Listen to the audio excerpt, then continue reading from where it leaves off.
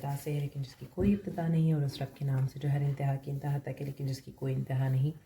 Vlog के आगाज़ में अपने वतन पाक के लिए, प्यारे पाकिस्तान के लिए बहुत सारी दुआएं। अल्लाह ताला हमारे मुल्क को अपने हिफ्ज़ अमान में रखे और उसको उन तमाम शरंगेज़ अनासर से महफूज रखे जो कि सिर्फ़ और सिर्फ पाकिस्तान का बुरा चाहते हैं, जो कि चाहते हैं कि पाकिस्तान जो है वो हर वक्त ख़तरों से घिरा रहे और कोई ना कोई शरंगेज़ अनासर जो है वो पाकिस्तान को हर वक्त जो है अपनी लपेट में लिए रखें।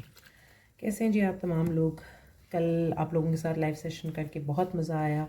थर्सडे से आहिस्ता आहिस्ता ये जुम्मे की तरफ आना शुरू हो गया है, ख़ुद ही नेचुरली ऐसा हो रहा है, क्योंकि यही होता रहा है कि मैं थर्सडे को प्लान करती थी और हो नहीं पाता था, और इत्तफाकन जो है वो जुम्मे तक बात पहुंच जाती थी। तो कल के लाइव सेशन का बड़ा अच्छा रिस्पांस आप लोगों का आ रहा है। हालांकि मैंने कुछ ऐसा प्लान नहीं किया था, कोशिश मेरी यही थी कि मैं इन हालात के बावजूद जो है आप लोगों के साथ कोई इन्फॉर्मेटिव किस्म की बातें लेकर आऊँगी, जैसे मैंने लास्ट टाइम स्कॉलरशिप्स के हवाले से की थी। सो आइडिया मेरा यही था कि मैं कुछ इसी तरह का करूँगी। लेकिन बिफ़ोर दैट कल मेरे हस्बैंड का वर्क फ्रॉम होम था, तो मैंने उनसे डिस्कस किया कि क्या लगता है आपको, मुझे क्या टॉपिक होना चाहिए। अक्सर ये होता है कि मैं उनसे मशवरा कर लेती हूँ या उनसे डिस्कस कर लेती हूँ। जब उनकी यानी कि थर्सडे को खान साहब के ऊपर अटैक हुआ और ये जुम्मे की मैं आपसे बात करूँ, बिकॉज मुझे नहीं पता कि मैं अभी अपलोड करूँगी ये वीडियो या नहीं। तो मैंने उनको साथ में ये भी कहा कि जिस तरह की मैंने अपनी स्कॉलरशिप से रिलेटेड इन्फॉर्मेशन देने वाली वीडियो थी, ऐसा कोई टॉपिक अगर आप मुझे इन्फॉर्मेटिव सजेस्ट करें तो यकीन करें उनका चेहरा बिल्कुल ब्लैंक था। उन्होंने कहा मैं तुम्हें इस हालात में क्या सजेस्ट करूँ कोमल, मतलब कि तुम खुद देखो हालात ऐसे हैं, खान साहब हमारी लाइफ लाइन है, और उसके बाद क्या बचता है, क्या ही हम अपनी कौम को या देखने वालों को क्या ही कुछ और सजेस्ट कर सकता है कोई बंदा इसमें। और बात उनकी बिल्कुल दुरुस्त थी। तो खैर अभी मैं क्या कर रही हूँ जनाब, आटा गूंद रही हूँ, क्योंकि सिचुएशन कुछ ये है कि हमारे बहुत ही प्यारे फैमिली फ्रेंड्स जो हैं वो इटली से मूव करके जा रहे हैं एक और मुल्क, और आज जो है वो लोग, उनकी फैमिली पाकिस्तान से आ रही है। वो कुछ अर्से के लिए पाकिस्तान गए हुए थे मिलने के लिए अपने घर वालों से, शिफ्टिंग से पहले का जो होता है ना कि आप मिल मिला लें अच्छे तरीके से, तो वो अल्लाह मियाँ खैर खैरियत से उनको पहुँचा दिया अल्हम्दुलिल्लाह। तो ऑब्वियसली जब कोई आता है तो आप फ़ौरन तो कुकिंग शुकिंग नहीं करने लग जाते, थोड़े बहुत उनके खाने का इंतज़ाम कर देते हैं। तो अभी मैं आटा गूंद रही हूँ। आप लोगों को मैंने जो टिप बताई थी उसके मुताबिक अगर आप गूंदें तो 10 मिनट में सारा ये हो जाता है, लेकिन मैं साथ साथ क्योंकि गप्पे मार रही हूँ तो इसलिए मैं थोड़ा थोड़ा आहिस्ता आहिस्ता गूंद रही हूँ। और ऑफ कोर्स जब आप टाइम लगा कर कोई भी काम करें तो डेफिनेटली वो ज़्यादा बेहतर होता है, इसमें तो कोई दो राय है ही नहीं। खैर मेन्यू में क्या है जनाब, मेन्यू मैंने बनाया है आज आलू और चिकन का, जैसे आलू गोश्त होता है वैसे आलू चिकन का शोरबे वाला जो है वो, और साथ में बन रहे हैं जनाब मटर पुलाव यमी सा। और अभी मैं आटा गूंद रही हूँ क्योंकि शोरबे के साथ जो है ज़रूरी होता है कि साथ रोटियाँ शोटियाँ भी हों, और चावल इसलिए क्योंकि उनके और जो बच्चे होते हैं वो यूजुअली क्या होता है कभी रोटी खाते हैं कभी नहीं खाते, तो आपको ज़रा देखना पड़ता है। कभी रोटी नहीं खाते तो चावल खा लेते हैं, चावल बने हों तो कहते हैं जी हमने रोटी खानी है। This is how kids are. तो मैंने कहा कि चलो दोनों ऑप्शन होंगी। तो सफ़र से आए हुए बच्चे वैसे ही ज़रा चिड़चिड़े हुए होते हैं, इतनी देर इतना लंबा सफ़र करके आए हूँ, 7-8 घंटे की फ़्लाइट है, बीच में ट्रांजिट होता है, फिर आपको 2 घंटे ट्रांजिट होता है और उसके बाद फिर आपको फ़्लाइट चेंज भी करनी होती है। बहरहाल जिसी टॉपिक पे बल्कि मुझे याद आया कि हम लोगों का लास्ट टाइम हम जब पाकिस्तान गए थे तो हम लोगों ने फ़्लाई किया था सऊदी एयरलाइन से, और मेरा इतना बुरा एक्सपीरियंस है सऊदी एयरलाइन का, क्योंकि ना उनके एयरपोर्ट्स एक्सेसिबल हैं, ना मुझे उनका अमला कोई बहुत हेल्पफुल लगा था। और जब ये देख रहे हैं आपके मैं इसमें ऑयल डाल रही हूँ और मैंने थोड़ा सा पानी डाला है रेस्टिंग फेज़ के लिए, 10 मिनट के लिए बस ये रेस्ट करेगा। तो Saudi airline big no no. और अभी मुझे मेरे हस्बैंड बता रहे थे, उन्हें पिक करने गए हुए हैं कि वो लोग लॉस्ट एंड फाउंड अपार्टमेंट में हैं, तो प्रॉब्लम उनका कोई सामान वगैरह इधर उधर हो गया है। तो मुझे अपना एक्सपीरियंस याद आ गया कि वाकई Saudi airline is not very recommended, specially अगर आप अपने बच्चों के साथ ट्रैवल करें। एक्सेसिबिलिटी के भी बहुत इशूज़ हैं, प्रैम्स नहीं होती उनके एयरपोर्ट पे, which is weird most. So keep that in mind if you want to travel from Pakistan to Europe. They are offering really good rates, इसी वजह से probably.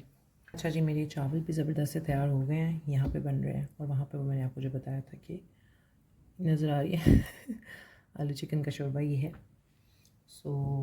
अच्छा, ये जो आटा है ना, मैंने आप लोगों को जब अपना शॉर्ट क्लिप एक शेयर किया था, उसमें जो आटा था वो सफ़ेद वाला था, और वो हमारे घर इत्तेफाक से आ गया था, और वो मैं कभी भी रेकमेंड नहीं करती हूँ, बिकॉज़ उससे वैसे पराठे शराठे तो बड़े मज़े के बनते हैं, वो सही बलों वाले और वो सब कुछ, लेकिन वो जो आटा है वो सेहत के लिए नहीं अच्छा होता।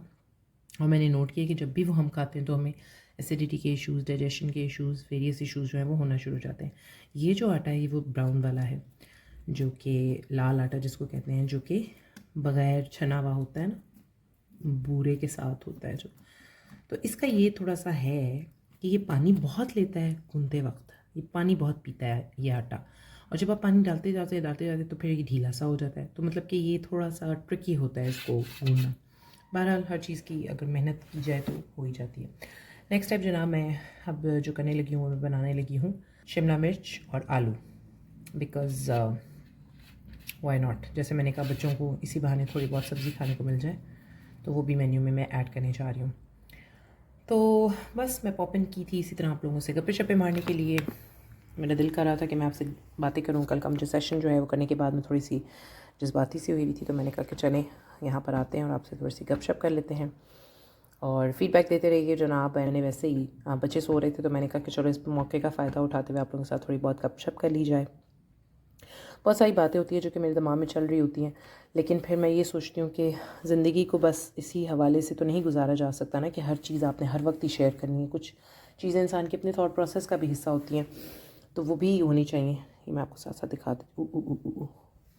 ये मटर पुलाव हमारा रेडी हो गया, और ये बिस्मिल्लाह, ये हमारा आलू गोश्त नहीं आलू चिकन।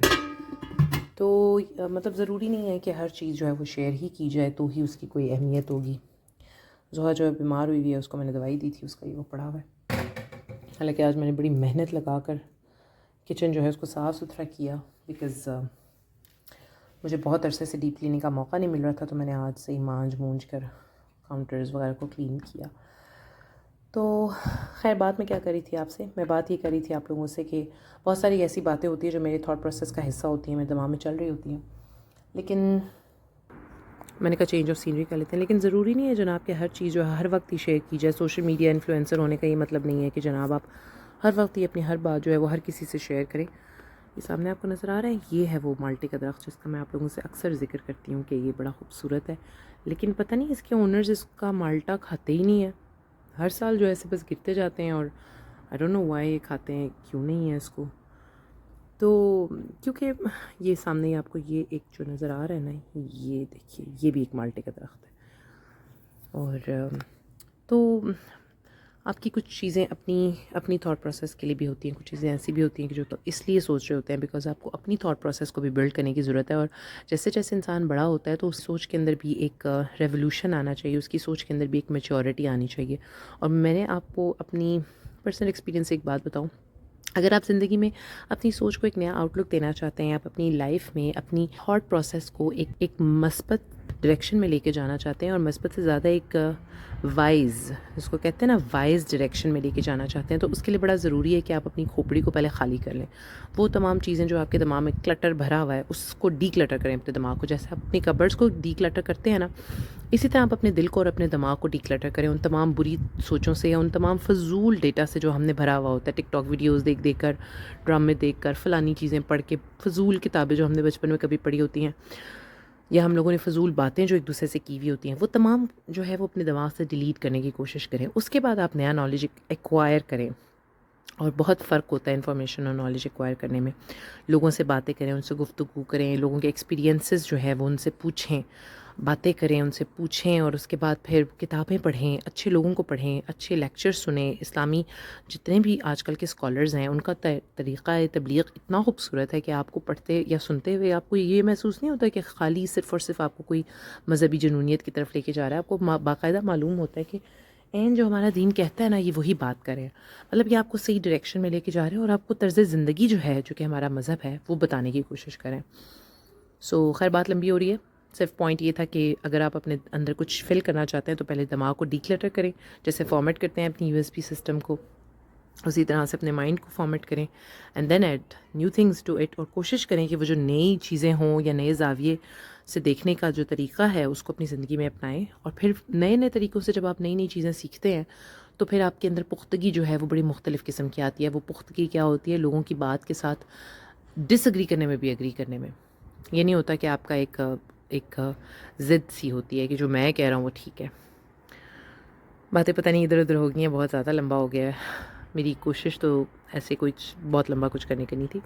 बहरहाल जी, अब मुझे अच्छा लगा वैसे हार्ट टू हार्ट करने का ऐसे शाम में आप लोगों के साथ। ऐसा लग रहा है जैसे प्रोग्राम चल रहा है बाकायदा और कोई बच्चे नहीं है शोर मचाने वाले। अल्हम्दुलिल्लाह for them. Do pray for Zoha, she is a little down the weather, she will be fine इंशाल्लाह, nothing to worry, it's nothing too deep, but होता है, बच्चों के साथ लगा रहता है। चलें जी, अपना रखिएगा बहुत सा ख्याल। सब्सक्राइब ज़रूर कीजिए चैनल को अगर आपको इस तरह की वीडियोस अच्छी लगी हैं। वैसे हमारे चैनल पे you came across and you like this idea of videos and please do subscribe. I do travel vlogs, I do recipes, hacks, and I do chit chat shows. This is Archie Kumal signing out. Fi Amanillah.